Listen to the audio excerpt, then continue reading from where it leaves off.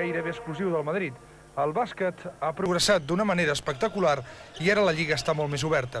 Fins ara el Madrid ha guanyat 25 títols, el Barça 6 i la Penya 2. La temporada 83-84 va ser la primera a incorporar el sistema del play-off. El Barcelona i el Real Madrid van disputar la primera final de Lliga amb el nou sistema i el guanyador va ser l'equip del Real Madrid.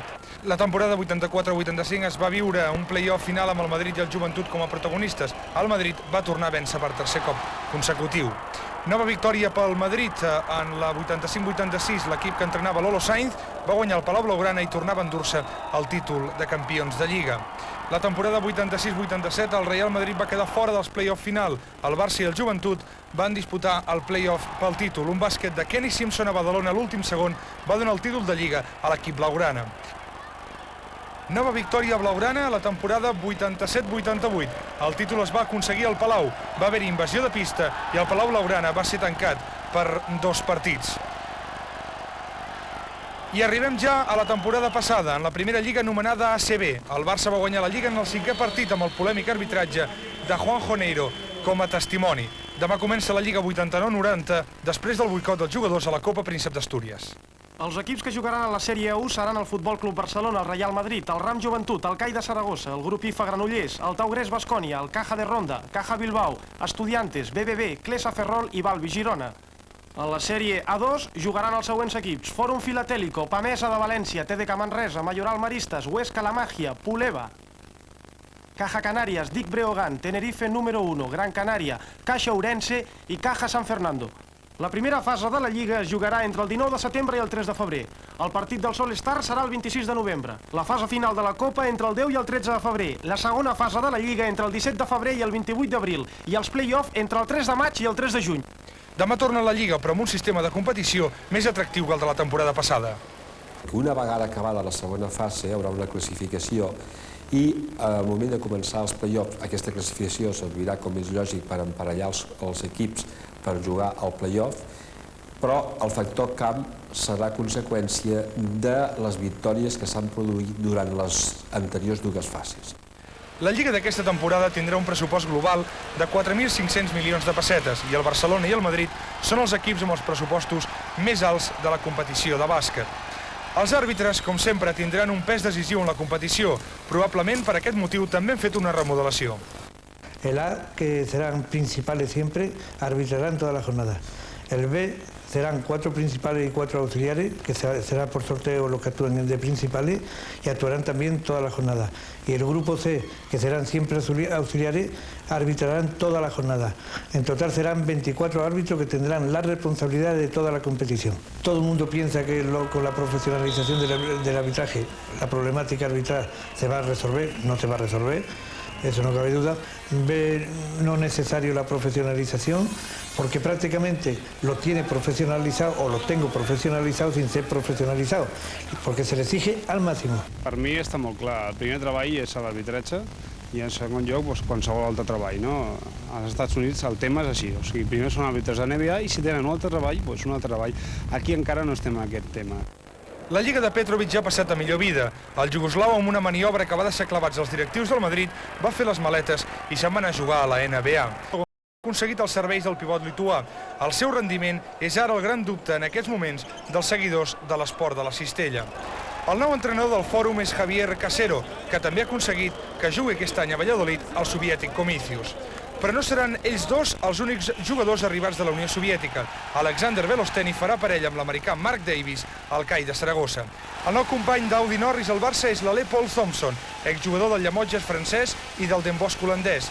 Per la seva banda, la penya tindrà l'exjugador del Tenerife número 1, Lemon Lampley, de complement de Reggie Johnson. Amb la fugida de Petrovic a Portland i l'adeu de Rogers, el Madrid ha hagut de buscar a correcuita 2 jugadors nord-americans. Mike Anderson i Ben McDonald són els escollits per George Karl. L'exjugador del Futbol Club Barcelona, Granville Waiters, jugarà aquesta temporada amb el Caja Bilbao, fent parella amb Mark Simpson. Un altre ex-blaugrana, Mike Davis, ha estat fitxat per Manel Comas i jugarà aquest any amb el grup IFA Granollers. Formant parella amb Claude Riley, la temporada passada a les ordres de Moncho Monsalve. 2 jugoslaus pel TDK Manresa. Continua Sarancic, l'estranger més veterà de la Lliga amb 35 anys, mentre que la nova adquisició és Boban Petrovic. Més jugoslaus. L'exjugador del Partizan, Milenko Savovic, jugarà amb el Poleva de Granada, fent companyia amb el també exjugador del Partizan, Grobovic, que la temporada passada ja va jugar amb l'equip andalús. Els dos equips de Màlaga continuen tenint els dos americans. El Caja de Ronda continua amb Ricky Brown i amb Chuck Arlaucas, mentre que el Mayoral Maristes aguanta els espectaculars Ray i Mike Smith. També continuen sent inseparables Granger Hall i Brian Jackson en el Màgia. Mike Schlegel deixa el Ferrol per anar a parar al BBB de Villalba, mentre que el Balbi de Girona confia en Alexander i també amb l'exjugador del Futbol Club Barcelona i del Caja Bilbao, Wallace Bryan, per tirar endavant. Quarta temporada per Michó en el Taugrés, la segona fent parella amb McPherson i la segona sent el màxim rebotejador de la Lliga.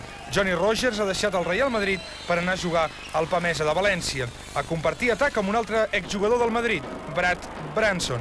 Mentrestant, un altre exjugador del Barça, Otis Howard, a la baixa en el Tenerife número 1, que ha deixat vacant Lemon Lampley després de fitxar pel Joventut de Badalona. L'americà que més anys fa que és a Espanya és Brian Jackson, 7, però el que ha estat més fidel és John Pinone, durant 6 temporades ha jugat amb l'Estudiantes. Les fusions també han estat notícia entre el final de la temporada passada i el començament d'aquesta. El Club Bàsquet Granollers ha venut els seus drets al Balbi de Girona, mentre que l'empresa Unipúblic ha traslladat de Barcelona a Granollers la plaça que tenia l'any passat al grup IFA Montjuïc. L'equip de Comas n'ha sortit reforçat.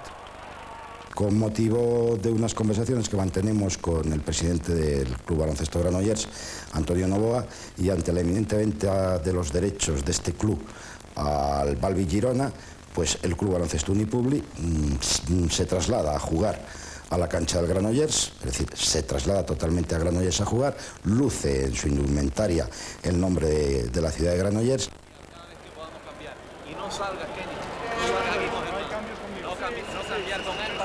Hi ha hagut moguda aquest any a les banquetes. Dos americans dirigiran dos dels clubs més potents de la Lliga.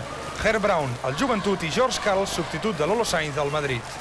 Bé, jo no puc estar a favor ni en contra de l'arribada d'entrenadors, perquè en principi tindria que dir que estic en contra per defensar els entrenadors espanyols. Jo penso que el bàsquet s'encarregarà de dir si aporten coses o no aporten coses. No a priori perquè siguin estrangers, en teoria han de saber més que els nacionals, i penso que per nosaltres és un al·licient que vinguin. Altres entrenadors estrangers són Flor Meléndez a la banqueta del TDK i Bujosevic a la del Poleva.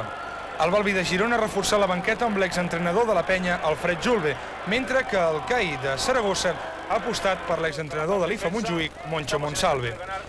Pel que fa als jugadors, el traspàs més sonat ha estat el polèmic de Miguel Juane del Clesa al Fòrum de Valladolid. Juane ha estat al centre d'atenció dels fitxatges estatals aquest estiu. Chicho Sibilio va decidir, després de ser apartat del Futbol Club Barcelona, fitxar pel Taugrés Baskonia de Vitòria. L'exjugador dels Cèltics de Boston, de pare català, Ramon Ribas, també jugarà a l'equip del Taugrés com a espanyol. Després de 2 temporades al Fòrum, Juan de la Cruz ha tornat a Catalunya per firmar amb el TDK Manresa i Indio Díaz ha deixat Saragossa per jugar aquesta temporada a València amb el Pamesa. Demà s'obre la Lliga amb la segona jornada.